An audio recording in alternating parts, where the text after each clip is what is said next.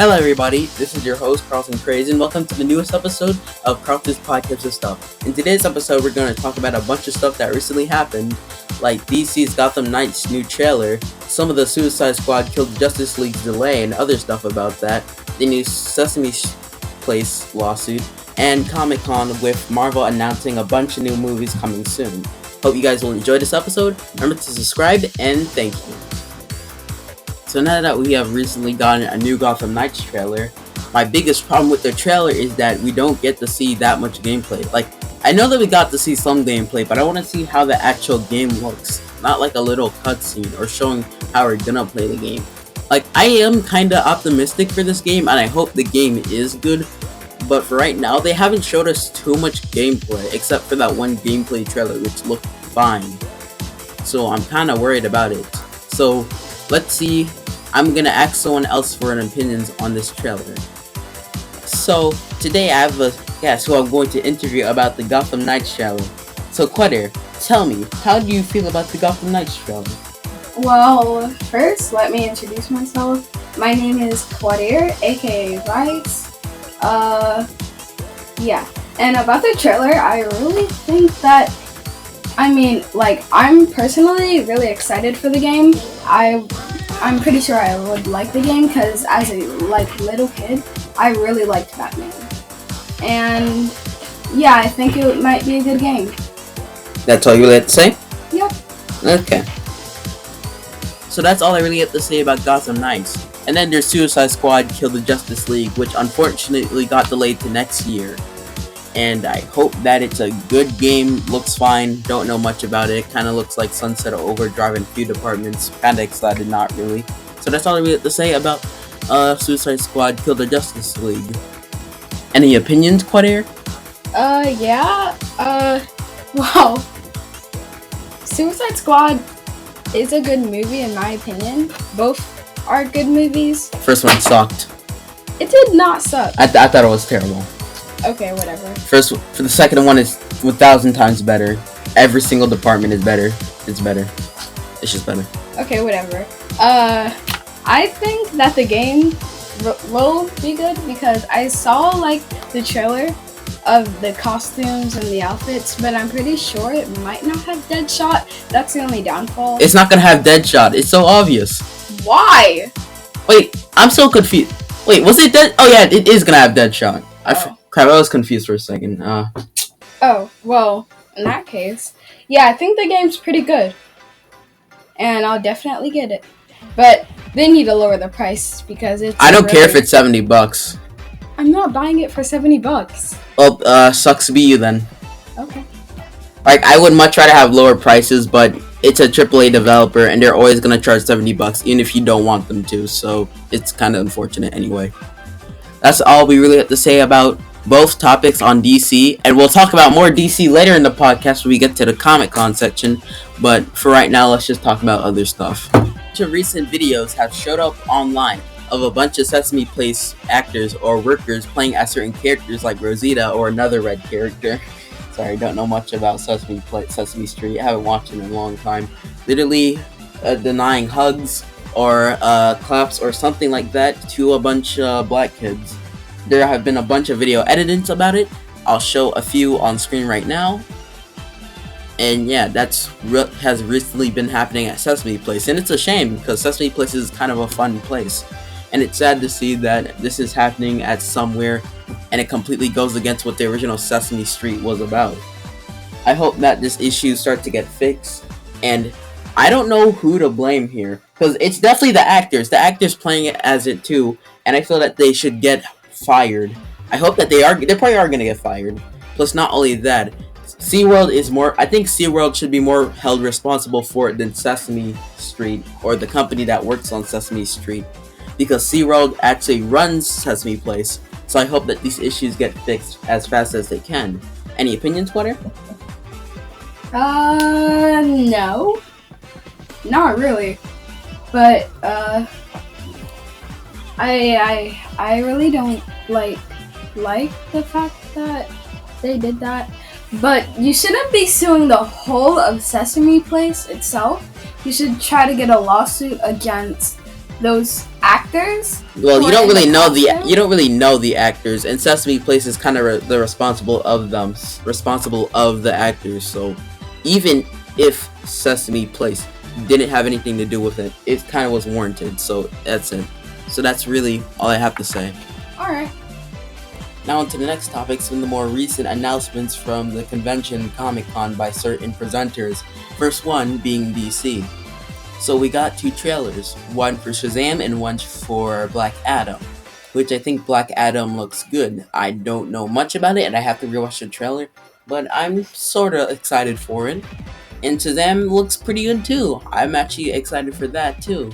There's not much to say a lot about both of those stuff, and when we get to the next topic, there's not much to say about Marvel too. But for right now, all I can just say is I'm excited for it. So, yeah. Okay, so now let's talk about Marvel's Comic-Con announcements. And Jesus Christ, did Marvel announce a crap ton of stuff. Now, let's just talk about a lot of the stuff. I'm going to talk about stuff that has recently been announced, and also some of the stuff that recently got trailers. She-Hulk Attorney at Law recently got a trailer. Secret Invasion, we haven't got a trailer for that, but we got a showcase of the logo. Plus, it is being set to arrive in spring 2023. Ant-Man and the Wasp: Quantumania will be arriving in theaters on February 7, 2023. Guardians of the Galaxy will be arriving next year on May 5th. Black Panther: Wakanda Forever, which we got a trailer for, which I'm semi-excited for, and I'm glad to see that we're getting a sequel to Black Panther. Not gonna share my opinions on the movie, but it's, I hope that for some of the people who like the original Black Panther enjoyed the sequel. Echo will be coming to Disney Plus in summer 2023. Loki Season 2 will arrive in summer 2023. The new Blade movie will arrive in November 3rd, 2023. Ironheart will arrive in fall 2023 on Disney Plus. Agatha Coven of Chaos will be arriving in winter 2023. And that's all the stuff that will be arriving in 2023. And I'll link the website in the description for some of you who want to see most of this. Who wants to see most of these logos. So, yeah. So we're already getting a crap ton of stuff this next year. So can't wait for that. The only thing I'm kind of worried about is Agatha Coven of Chaos. Because do we really need this show? Like, Agatha wasn't a bad character, but she kind of just showed up for the last few episodes. Or she really became like a villain in the last few episodes and didn't do much. Like, it would be interesting, but it's not something I would say that I'm really that excited for. It's kind of unnecessary. Now onto the shows coming in spring 2024 and the movies coming in 2024. First one being Daredevil Born Again, original series arriving on spring 2024. And then we have the next movie, the first movie coming out in 2024, the first Marvel movie, sorry. Captain America New World Order, coming out on May 3rd, 2024. Thunderbolts, another movie, will be coming out in 2024, July 26th. Next one is Fantastic Four, coming in theaters November 8th. Avengers: The Kang Dynasty will be in theaters in May 2nd, 2025. And the Avengers: Secret War will be in theaters in November 7, 2025 too. So as you heard me, as I said, Marvel is gonna have two Avengers movies in 1 year, which I'm heavily worried about because of one thing: Marvel's VFX workers. It has been recently discovered that multiple VFX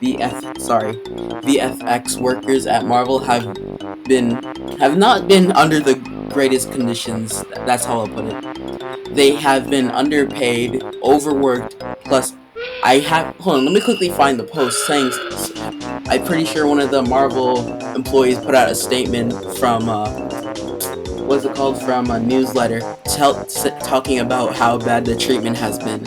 I'll read the post right now. Here's what the Marvel worker had to say. Marvel genuinely works you really hard. I've had coworkers sit next to me, break down, and start crying. I've had people having anxiety attacks on the phone. That is how bad the VFX workers at Marvel are being treated. And I feel that and Disney's gonna get away with it, or Marvel, they're gonna get away with it because people don't care about the natural being of other humans. I really hope that there's some protest or something like that that helps the VFX workers get paid more at Marvel. Because being a VFX worker is clearly hard because you have to go through trials and tribulations to get better at it. So I hope that these VFX workers get treated better in the future. So that's what I really have to say about the VFX workers. So what about most of the stuff coming soon? And I have one problem with it, aside from the VFX workers. I feel that there's way too much content. Like, I'm not saying that DC is like the best thing compared to Marvel, but I have to say, Marvel has starting to go from quantity over quality, while DC has more quality content and less quantity content. Like, yeah, I get that DC doesn't want to. I get that DC wants to make more interesting movies, and I'm glad about that. And I get Marvel wants to try to make more movies so they can expand the universe. But it's one thing having a bunch of movies that you want to make, and then literally over flooding the movies. Like, have you seen how much stuff we're getting in this year, in next year alone? The crazy amount of stuff that they announce next year is crazy. And while I will enjoy it, the quality of recent Marvel stuff has not been good, and it scares me for the future of Marvel. Cause I'm gonna be honest, Phase 4 this year fucking sucked. We have gotten a bunch of bad shows, and I mean bad show after bad show. And then now we really have bad movies too. Most of the movies this year also suck. Shang-Chi was good. I think Shang-Chi was one of the best movies out of this year's, but then again, that's not saying a lot. There's not that many good stuff coming out of Marvel, and it's quite sad. Plus, I'm gonna take a few words from the critical drinker, but Phase 4 didn't have a point. It felt pointless. Like, yeah, it didn't introduce some new heroes, but there wasn't much to it. It just kind of felt, just pointless. There's nothing else I can really say about Marvel. I'm just kind of scared for the future of it. And who knows, maybe the exaggeration of Marvel's content might lead to the end of superhero movies, or, the tiring of that genre. Because while I do enjoy this genre, I'm starting to get tired of it just because of the way how Marvel keeps on making movies that are just mediocre at best. That's all I really have to say. But with that, that's all I really had to say for this entire episode. Thank you for listening to the Carlton's podcast of stuff. I know that this wasn't a discussions podcast, but sometimes they're kind of hard to do because I have to keep in contact with a bunch of people. But don't worry, I'm gonna try to make discussion podcasts later in the future. They're not done yet. And also, thank you for listening to this episode. Remember to subscribe for more episodes. Feel free to support me on the listener button. And yeah, that's all I really would like to say. Hope you enjoyed, and bye.